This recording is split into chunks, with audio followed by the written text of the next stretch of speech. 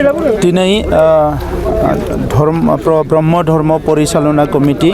आरो प्रसार संसद मोन्नैबो आफाद ज' जानानै मुलुगनि गोजोननि थाखाय जि मोनसे महायज्ञ लादो बेनि थाखाय आङो मोन्नैबो आफादनिसिम रोजा रोजा साबायखर बावदों आरो गोबां बोसोर बिटिआर ओनसोला असान्ति दङमोन दायो लासै लासै सान्ति फैबाय आरो बे समाव सान्तिखौ अराय गोजोर खालामनो थाखाय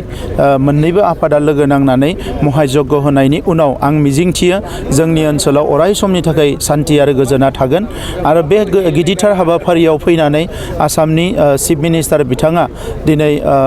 मेहेरगोनां बिबुंथि होनायजों लोगोसे यज्ञ आहुतियाव बिथाङा बाहागो लादों आरो ब्रह्म धर्मनि मोन्नैबो आफादनि जौगानायनि थाखाय माखासे अनसुंथाइ बिथाङा फोसावलांदों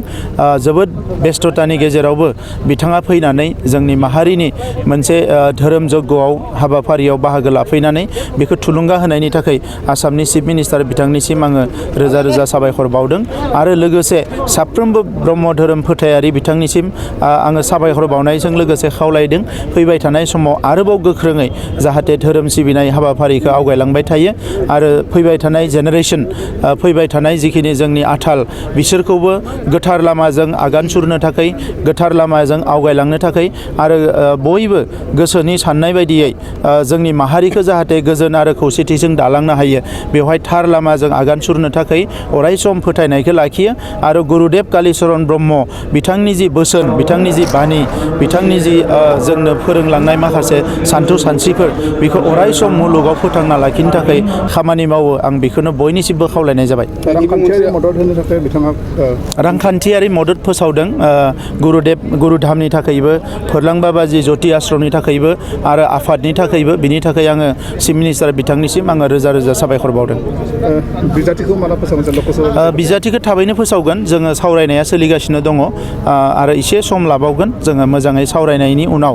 जेब्ला बिजेपि इउपिपिएल आरो एसजिपिनि डिसकासन जागोन बिनि उनावनो जों फोसावगोन। क'क्राझाराव इउपिपिएलनि बिजाथि फैगोन नामा? बेबायदिनो थांगासिनो दङ आरो बेवहायथ' गोनो गोथो जेबो गैया आरो जोंनि बिजाथिफ्रा जोबोद मोजां मोनसे बोथोर दायो सोलिगासिनो दङ नंखायनो गोबां भटआव देरहानाया बे रोखा जाबाय। साबेसेसोनि मुङा बिजाथियाव जोङो सासेल' फोसावगोन। हिरा सनिया जे पेनेल बिथाङा गावनि नमिनेसनखौ 100% रोखा जागोन नाथाय बिथांनि सार्टिफिकेट बिखौ इलेक्सन कमिसनासो डिसाइड खालामगोन आरो बिनिखायनो इलेक्सन कमिसननि डिसिसनखौ जों नेनांगोन बेखौ कारन पार्लियामेन्टआव बिथांनि बाथ्राया इतिमध्य प्रसेसा जिहेतु जायाखै।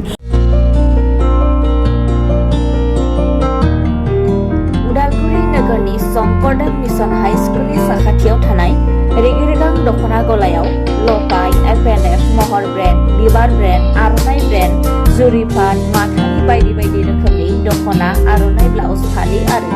बर'नि साबसिन हामसिन आगरनि जिफोरखौ हलसेल आरो रिटेल मोन्नैबो बेसेनाव बायनो हागोन। बेनि थाखाय नोंथाङा 7896313108 एबा 8471820909 जानबुं नाम्बाराव सुलाद लानो हागोन।